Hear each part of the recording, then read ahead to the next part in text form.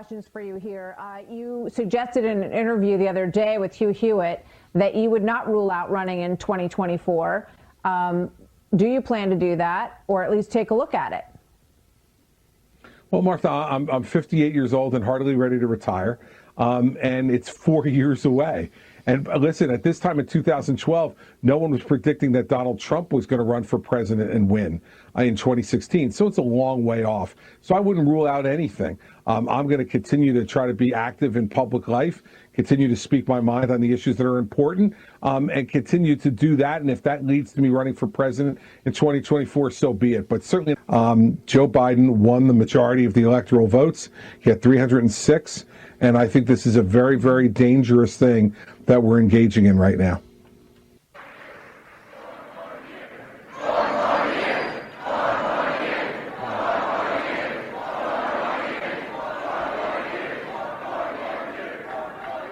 So I don't think I have to tell you this. So for all we've done, for all we have yet to do, stay in the fight.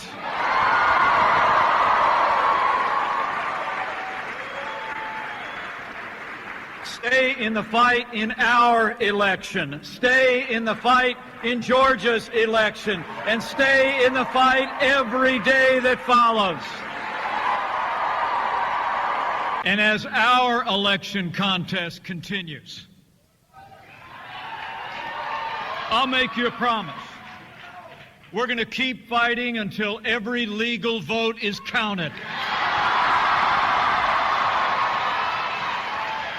We're going to keep fighting until every illegal vote is thrown out. I'm studying our Constitution, and when you look at it, it says that state legislators are the only body that can change election law within their own states.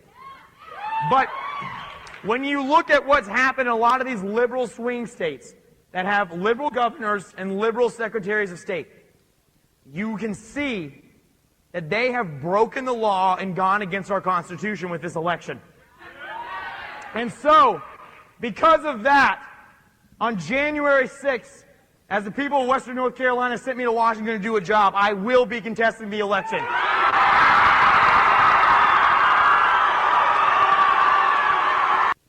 You ought to toss in there, too, besides the liberal states up in the Northeast, they all have Republican legislatures. They ought to throw in the state of Arizona. We got breaking news here before we get back to Ken. Yes, so we have more details coming out about the Senate GOP lunch at the White House today. This was organized by Senator Mastriano, who's a friend of the show, and a true fighter and patriot. And one of our favorites, Senator Corman, is declining the invitation. And then we also have another senator with one of the most egregious quotes and disrespect to the office of the presidency. Let's hear it. I cannot take the day to come down to Washington, D.C., and I don't think much will come out of that conversation. And notably, this district where Ryan Almond comes from is 2 hours from Washington. Around Lancaster. Let's get. I want his picture up later. We're going to make this guy famous. We're going to put that on screen. I just want to make very clear something here as well. Just so people know, that's Ryan Almond is Aument at Senator Almond. On social media, and as you say, we're going to put not just that, but his office phone number is going to go on the screen shortly as well. Let him know what you think about that disrespect. His office ought to hear today from our audience about the total, complete disrespect to the office of the president, and really to the American people.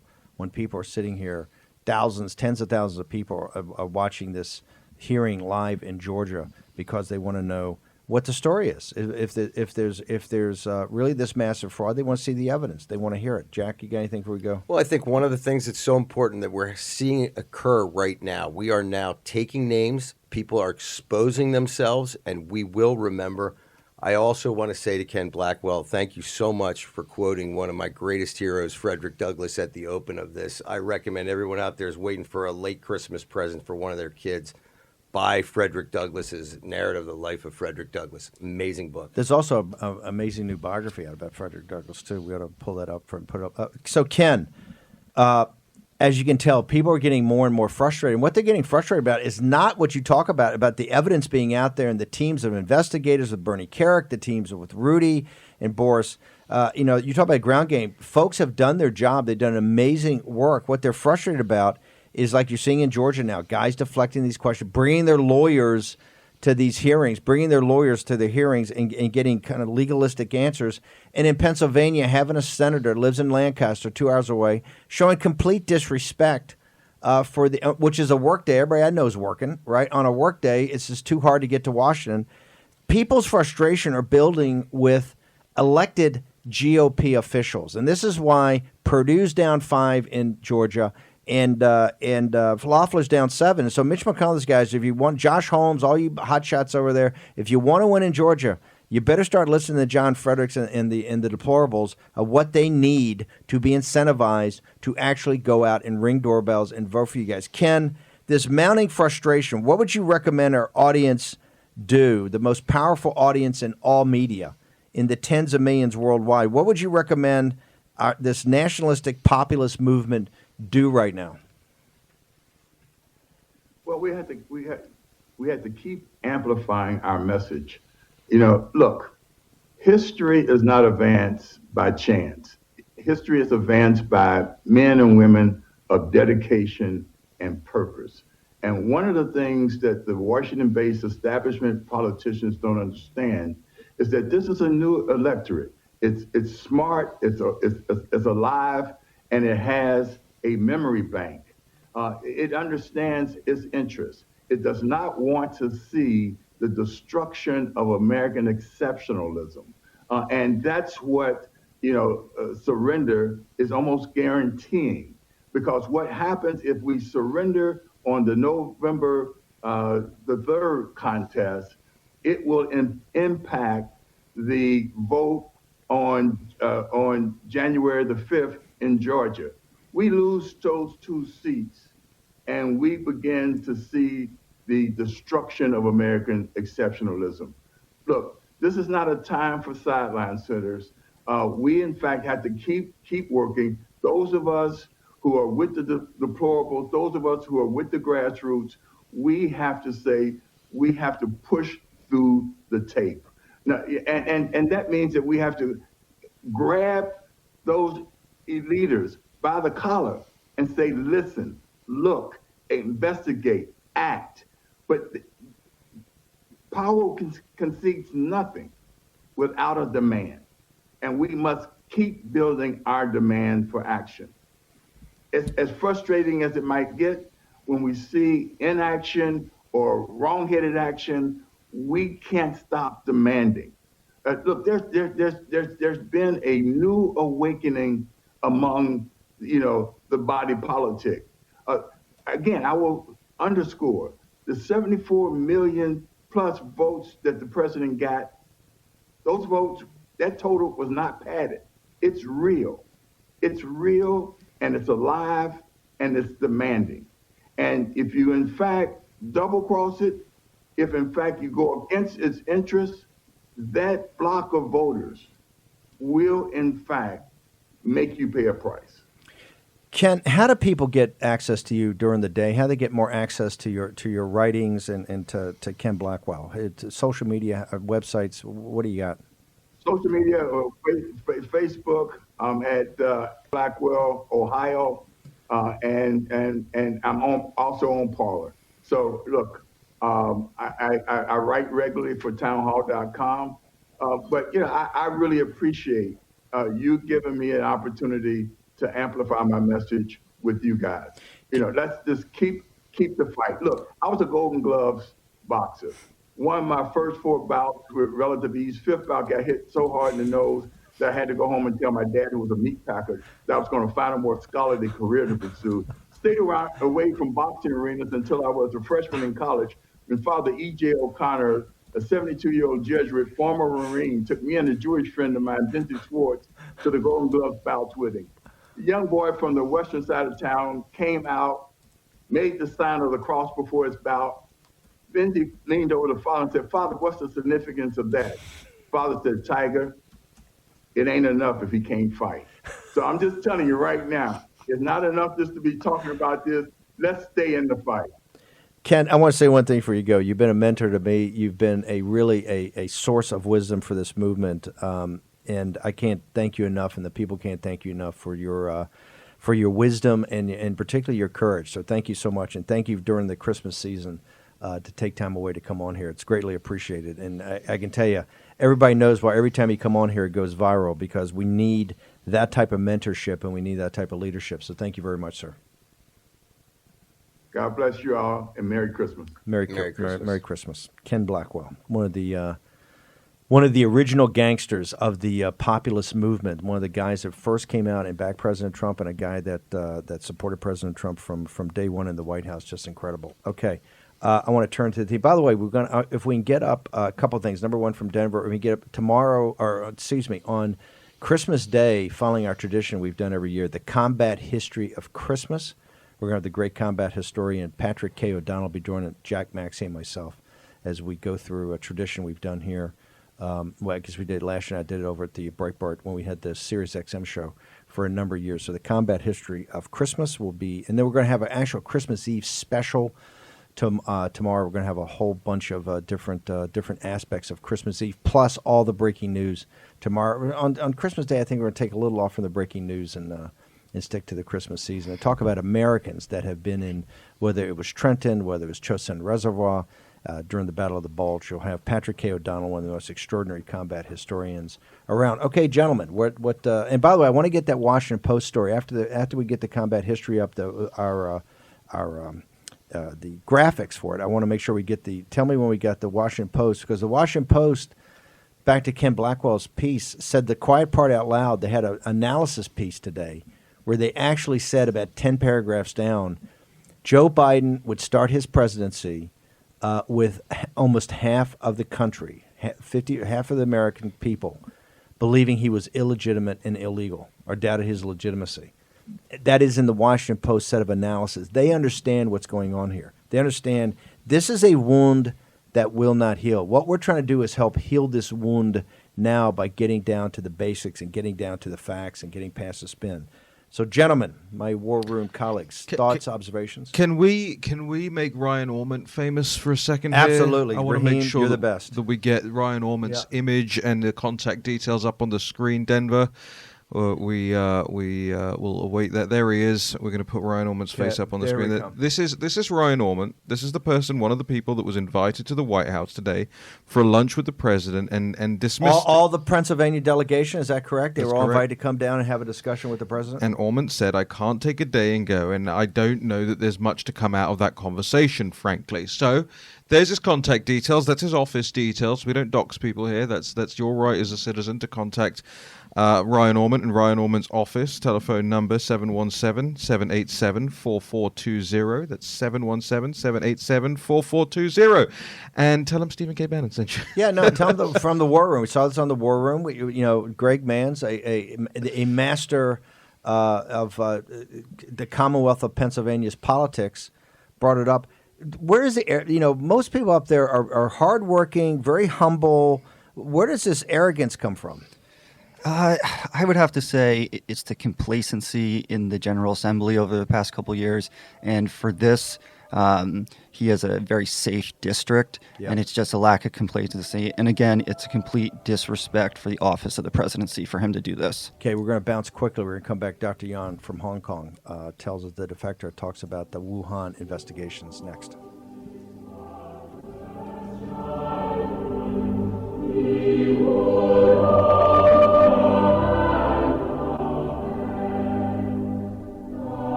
With Stephen K. Bannon. The epidemic is a demon, and we cannot let this demon hide.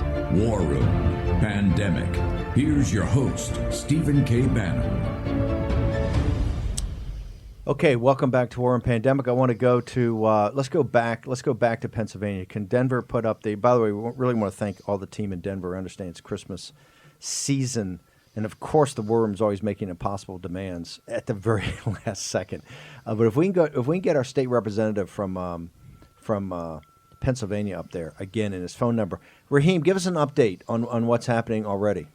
Yeah, so this is the lunch that President Trump's invited the Pennsylvania entire GOP Senate caucus to. Not to steal Greg's thunder here. This is all coming out of the engine room. Greg Manns himself, but three senators, Senators Camara Bartolotta, and that's Washington County, I believe. Mike Regan. And that's Cumberland and York counties, and then Ryan Ormont, who you're seeing on the screen here, Lancaster County, declining the invitation. And Ormont's was the one. The other two say that, hey, look, I've got previous engagements, I'm traveling, I can't get to the thing. But Ormont didn't say that. Ryan Ormont basically said, I can't take a day, I'll quote him, I can't take a day to go down, and it seems to me, I don't know that there's much to come out of that conversation, frankly. That is a snub. Right? That is a snub, not just to Donald Trump. That is a snub to the office of the president. Yeah. It's disrespectful. You've got absolutely no business in being a representative and being a lawmaker if that's the way you treat the highest office in this country. When you're invited, when the man from the same party as you. So there's his phone number on screen. I understand, by the way, already from the live chat and others that the phone lines are kind of jammed up. So leave a voicemail. The good citizens in his district should be ashamed. In this Christmas season, should be ashamed. You have been disrespected by this guy today, and it's terrible. Given how great the people in the Commonwealth of Pennsylvania are, just this is the problem with these people that are elected. They lack courage. We talk about courage regularly and how courage is infectious, so is cowardice. But there are two kinds of courage. There's physical courage. And then there's moral courage. And of the two, moral courage is much more difficult because it requires sustained courage throughout your life. And this is what we see lacking in so many of our people. And I want to quote John Adams because I think it's very important that we remember why we are in this fight. He says, "Posterity, you will never know how much it cost the present generation to preserve your freedom. I hope you will make good use of it. If you do not, I shall repent in heaven that I ever took half the pains to preserve it." John Adams. History is watching, people. Absolutely. Breaking news. Yep. Ryan Ormont's voicemail mailbox is now full. So let's burn down his phone lines and email and all of the rest. All of it. So. Yep. And he's particularly active on social media, so we'll get the social media contacts going as well. Yeah, he does it personally, and we'll see it. Let's get his Twitter up. Here's the email. Yeah. Here's the email. Okay. Everybody, get out your number 2 pencils. It's Pernsel. It's RAUMENT. Ormont. RAUMENT at pacen.gov. Ormont at pacen.gov. Okay, let's now pivot from the ridiculous to the sublime. Let's turn to the great defector from Hong Kong and Hong Kong University, who really came to the West to tell us what the situation was with the CCP virus. Everything she said has turned out to be accurate, right? And she backs it up. She also was somebody months ago, and I think Miles Groh also said, hey, as soon as you try to come up with a vaccine, which is going to be very difficult to do in a short period of time, if not impossible, you're going to see another strain of this immediately come up, and look what you got going in the UK now. But what I want to go back to, Dr. Yan joins us now. Dr. Yan, thank you very much. Merry Christmas. Thank you for coming on the show again. I think it was Daily Mail and all these stories, exclusives with the Batwoman in the Wuhan lab, who they're trying to make a media hero, right? You remember the whole world's economy's been destroyed. The balance sheets of all these countries have been destroyed. Millions of people dead, over 300,000 in the United States, complete catastrophe. Our whole election turned upside down because of CCP. But the Batwoman is being put up by the mainstream media like Tony Fauci, like she's some sort of hero, right? She's some sort of media star.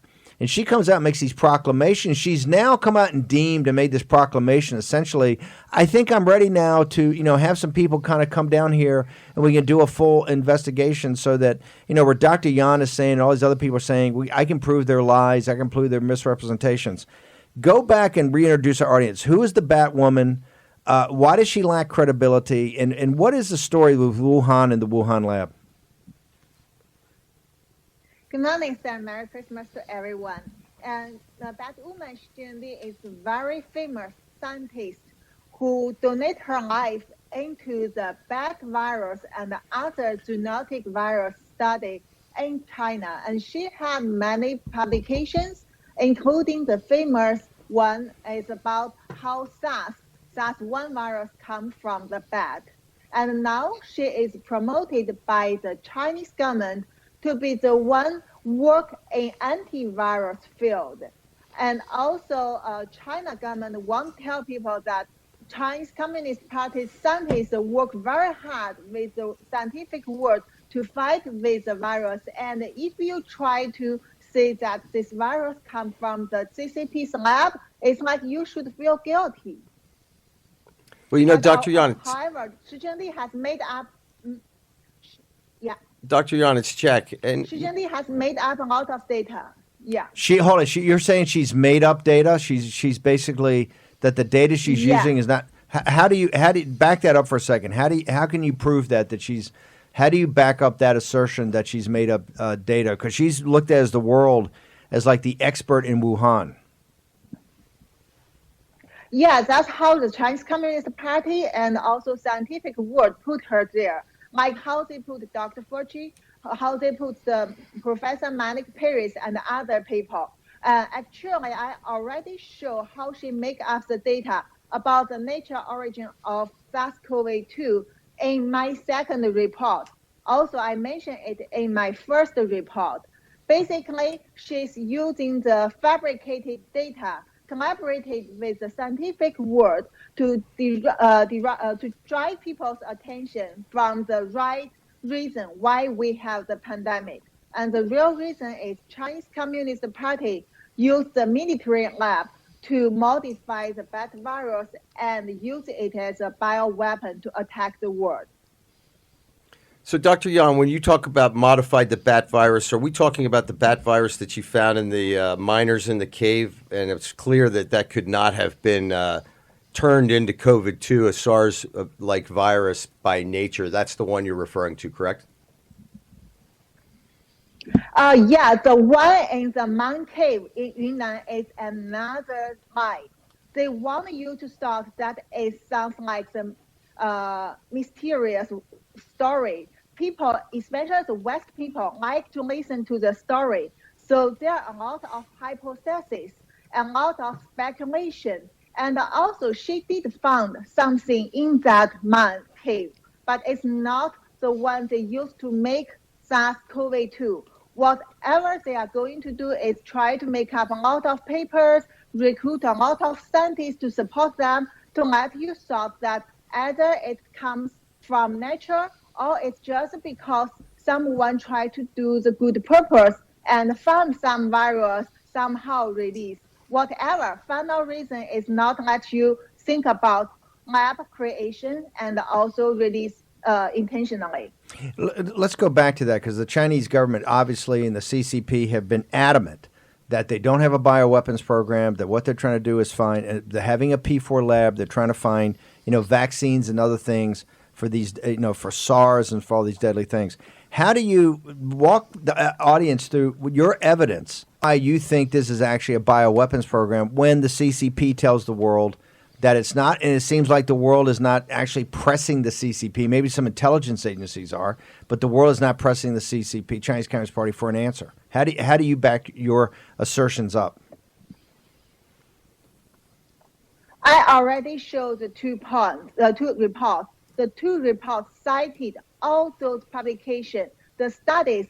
The Chinese Communist Party and their partners work together to do this bioweapon virus little by little. Every step, they show they have done it. They show they can do it. They show CCP encourage it. And also they show that how the Chinese Communist Party collaborate with the scientific world to make up a lot of data or paper or tell the lies to let people believe them. All these things. And you back to say the things happened from last December to now. Whatever happened in the whole year, just based on the common sense and what we've told you in the media, I think people can make their judgment. Okay, Dr. Yan, can you hang over through this break? I got a couple more questions to ask you about that. I know Jack has a question too. Okay, we have Dr. Yan from Hong Kong University, the defector that's come to the West with her story. And by the way, everything that she said is going to happen has happened. So we're going to return to her about this, really the beginning of the pandemic. And I think what's most stunning to me, Jack, is that no government in the world right now, including the United States, is really stepping up and demanding a full accountability by the Chinese Communist Party what happened in Wuhan a year ago. I mean, we're in this horrific situation. We've totally destroyed economies, city economies. We've got people we've got hundreds of thousands of people dead, and there's been no accountability. Okay, short commercial break. We're going to return with Dr. Yan in just a moment.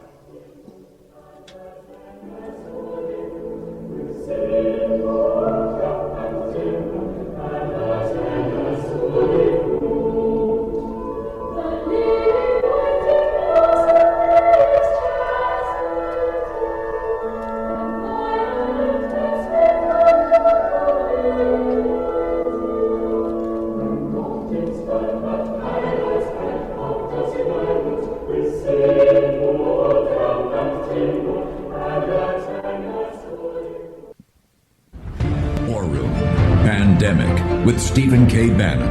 The epidemic is a demon, and we cannot let this demon hide. War Room, Pandemic. Here's your host, Stephen K. Bannon. So, Dr. Yan, we got time for one more question. If the Chinese Communist Party is not held accountable now for this virus by the governments of the world, led by the United States, what's going to happen? So what you will see is there are several points I can list to you. The first thing is China government will collaborate with Xi Jinping and also WHO investigation teams and also scientific world to persuade that the SARS-CoV-2 COVID-19 virus comes from nature. It's not from lab. It's not intentionally released. The second thing is they will tell you that actually it's not originated from even China. It happened in anywhere in the world, including US, Europe, or the other countries. The third thing is Chinese propaganda will let you to believe, including your mainstream media, will help them to persuade people that Chinese Communist Party is great, is helpful, and also very innocent in anti-COVID-19. People should respect them. And the fourth thing is a very important thing here is they will ask to blame President Trump's administration that they are incapable to anti-COVID-19 and the people's death is because of that. Dr. Yan, and you will see how they use it in culture. Dr. Yan, I know you got pulled down on Twitter after your Twitter account started catching on fire. How do people get to you on social media? How can they find you? Now I'm on Twitter with my new Twitter account, Dr. Li Meng Yan. You will see my many Twitters these days. I come to Twitter from this October, and also I'm on Parler. I'm on Gap. Dr. Yan, Merry Christmas. Thank you very much for taking time away. I know you're incredibly busy. Thanks for taking time away. We're going to get a lot more on top of this pandemic as once we get past this election. Thank you very much. And that's the moral courage we were talking about, Steve. Look at this. This woman has escaped her entire life, and here she is bringing truth to the world. She's taking her life in her hands, people. This is courage beyond belief. Yeah, no, she's a top target for the CCP, and this is why what she says is so powerful.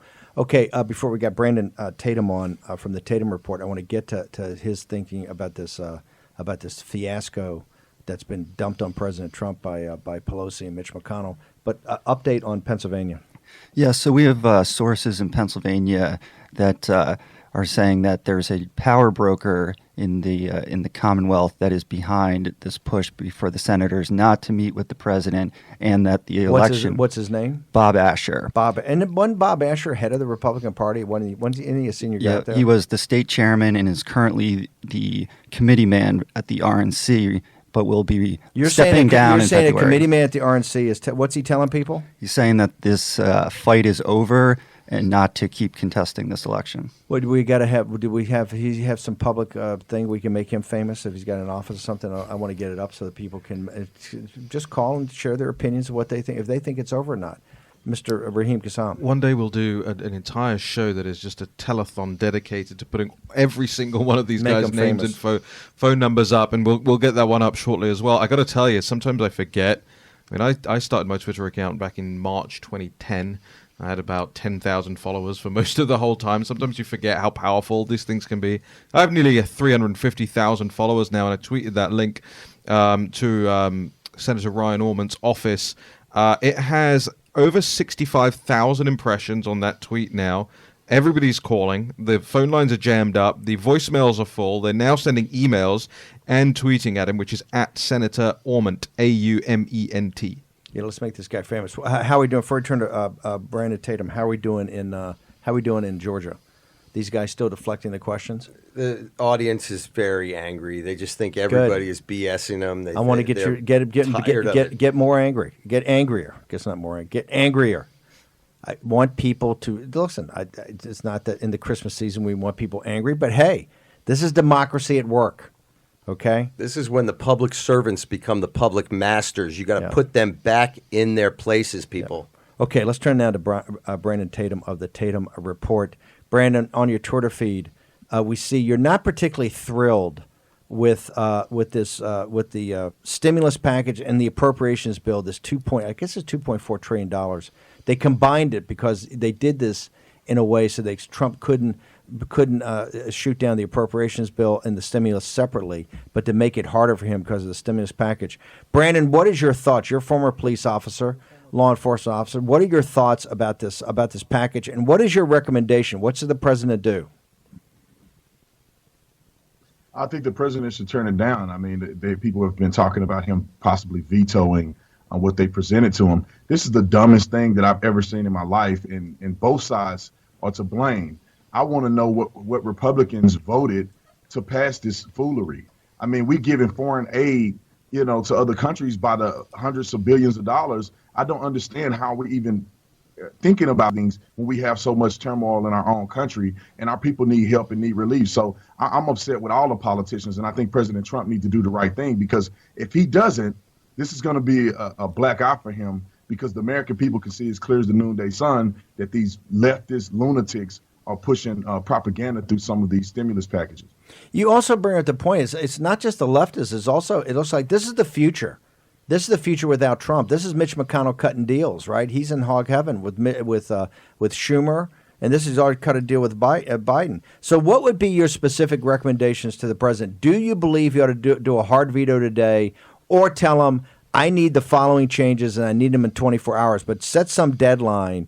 In particular, I love this idea of more cash for the American people. Look, we're in this because of the Chinese Communist Party. This is a bridging mechanism, supposedly, to get us to the other side of this massive drop in aggregate demand. So, Brandon, what would be your specific recommendation to the president? If you're in the Oval today, and you've got a pretty good feel for where the people are in this, what would you tell him?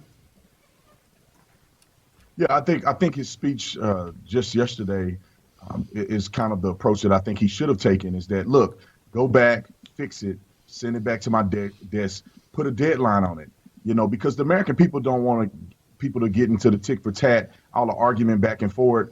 I think they want to see the president stand up strong and say, look, I see what y'all trying to do. It ain't happening. I'm letting the American people know what the deal is.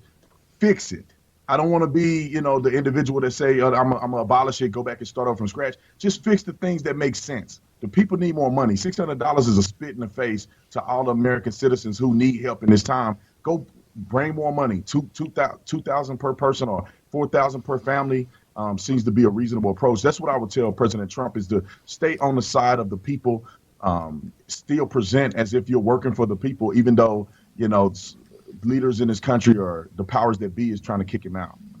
Let's turn now to this election fiasco. The president's invited down, I guess, the state senators from the Commonwealth of Pennsylvania to meet with him today, have lunch with him, talk about, because I think all these court cases are going to revert back to the state legislature to sort them out. There's a House hearing right now, Brandon, going on live. Tens of thousands of people of your fellow deplorables are hanging on every word, seeing if the questions are answered about this evidence. What's your assessment of where we are? And particularly, we've had a state senator that just kind of said, hey, you know what? It's Christmas. I'm kind of busy. I got some shopping to do. It's 2 hours away to D.C. I can't make it. And more importantly, nothing's going to change. Nothing's going to happen. So I'm just going to take a pass and go get some hot chocolate at Starbucks with the kids. Where's your head on this? And more importantly, where do you think, putting up the Tatum report, where do you think the deplorables are, and where do you think the Trump base is in all this?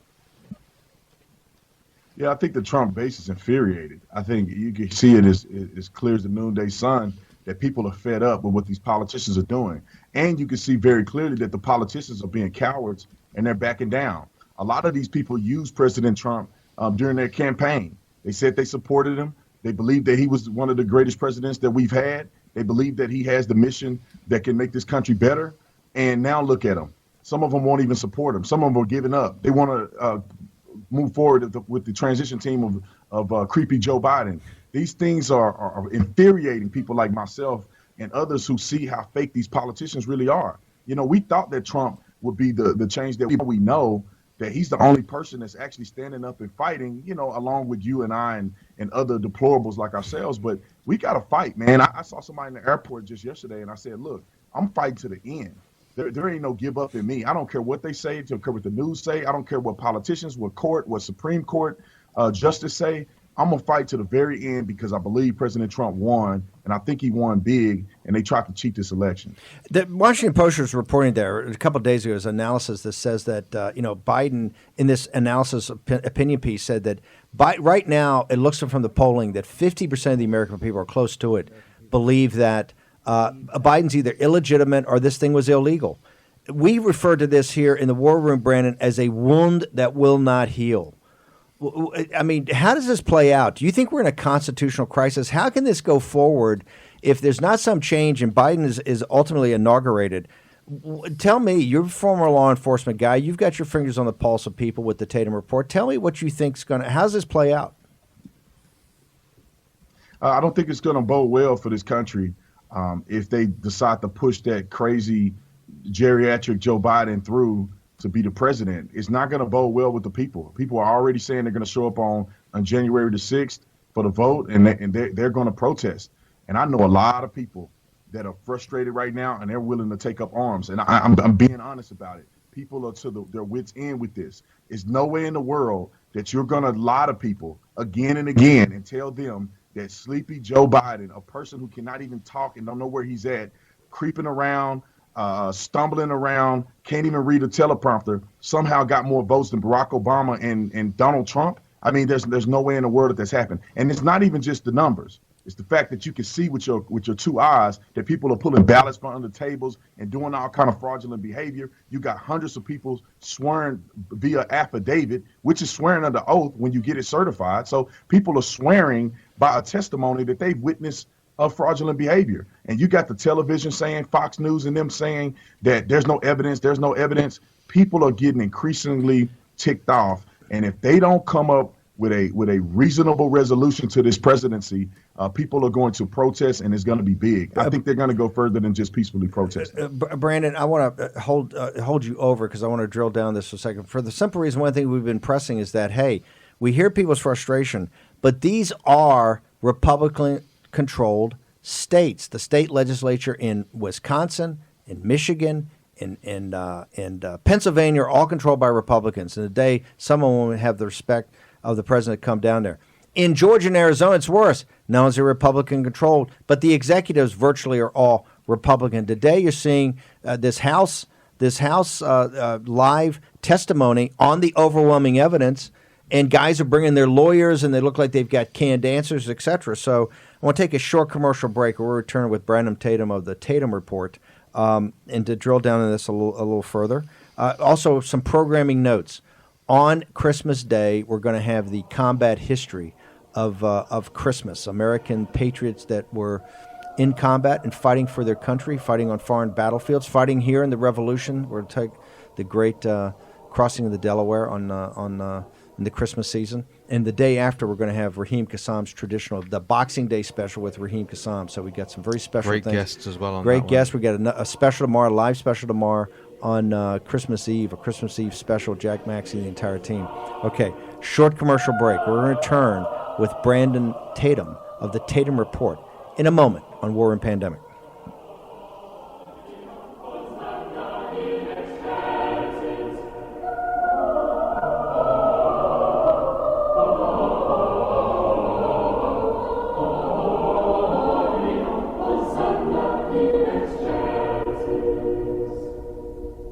War Room Pandemic. Here's your host, Stephen K. Bannon. Our guest is Brandon Tatum from the Tatum Report. You're in War Room Pandemic. We've got a very special out we want to do today, so we've got to leave a few minutes early to let you see this. It'll tee up the shows we're going to do over the next couple of days, really focused on our active duty military and what has gone on in American history. People that have been deployed or been on foreign battlefields or fighting here in the United States during the Revolution and the Civil War during the Christmas season. I want to turn to Brandon Tatum. Brandon, I hear you, and look, we've got the live chats, and we're in all the sites that people get increasingly frustrated. But the point we're trying to make is that we control this right now. This is why the Democrats think they're laughing at people, right? If you got so much evidence, you get so much overwhelming evidence, how come you can't convince a Republican governor in Georgia? Why can't you get the Speaker of the House in Arizona? You guys voted for all of them. You guys rang all the doorbells for them. All their money came from you, right, over years and years and years. These are your guys. So what's your answer out there to the Democrats who are laughing right now and saying, hey, you got a dilemma. You guys got such overwhelming evidence. You got such a compelling case that you can't get you can't get a guy like Rathersberger down in Georgia to take you seriously. He brings his lawyer and just spins you for this entire hearing, and you guys go back and take it. So what do you say? What do you say to the Democrats? Say this is all Republicans. Republicans in control of all of this, and so we don't know why you guys are so mad and throwing your toys out of the pram. Well, I just tell them that we shall see. You know, I can't make a good argument against some of these Democrats because these Republicans are feckless. We had the House, the Senate, and the presidency when President Trump got elected for the first time, and we didn't do nothing. And we're looking at the same thing. We look at Georgia. You know, we look at William Barr. We look at all these other people that were supposed to be a part of the Trump administration that supposedly were in this to support us, and now they've cowered out. So, you know, I don't really have a strong statement against Democrats, but we shall see, because at the end of the day, I'm hoping that these people make the right decision. These Republicans step up and quit being cowards, and then we can have the president that we deserve and that we voted for. But if they don't, I really believe that the people are going to rebel. And I just tweeted during the break that Republicans aren't going to be safe either. It's not like you're going to skate through just because you claim to be a Republican or a conservative. We know who voted for what, and we know who's turned their back on President Trump while he's still in the fight. So I wish I had a better statement to him. I'm hoping that at the end of the day, we shall see. And when the game is over, we've won, and then we can go back and talk trash. But until that point, we need these people to step up and do their job that we elected them to do, or they're going to be out of there. Last question: You've got Purdue and Loeffler down in Georgia right now running. Do you see, as you see things from the Tatum Report right now, do you see the deplorables backing them in a big way, and do you see them winning?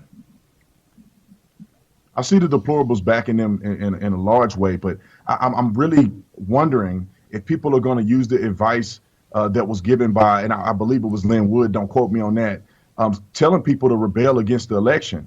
And so you have some Republicans saying that, look, I'm not going to vote as a protest. Well, that's the dumbest thing in the world. You don't give a person an election due to protest. You kick their butts in the election, and then you talk to them about it later. So I'm really believing that the people who have been supportive of the president, the people who understand that the Constitution is at hand, they're going to go out, they're going to show up and vote. But the problem is that if they're still using these machines and they're still able to utilize mail-in ballots, the things that they used in the first election to deviate the election and push through a half-dead dude as the president, or at least they try to call him the president-elect, I think they're going to do the same thing in Georgia. But we shall see. I would encourage everybody that live in the state of Georgia to turn out and vote. Don't leave it up to chance. Yeah. Brandon, can you give us your Twitter? What's your Twitter account? How do people get to you and follow you? follow me on all of my social media at The Officer Tatum, and theofficertatum.com is my website. Brandon, thank you very much for coming on. Appreciate it. Look forward to having you back. Okay, we've got a very special out today, and we're going to try to get the gentleman who made it on the show tomorrow. This is going to kick off the next couple of days. We're going to interweave breaking news and analysis all over the country with tributes to our veterans and tributes to fighting men and women of the United States Armed Forces throughout the world have dedicated so much. We're going to leave now with a very special video.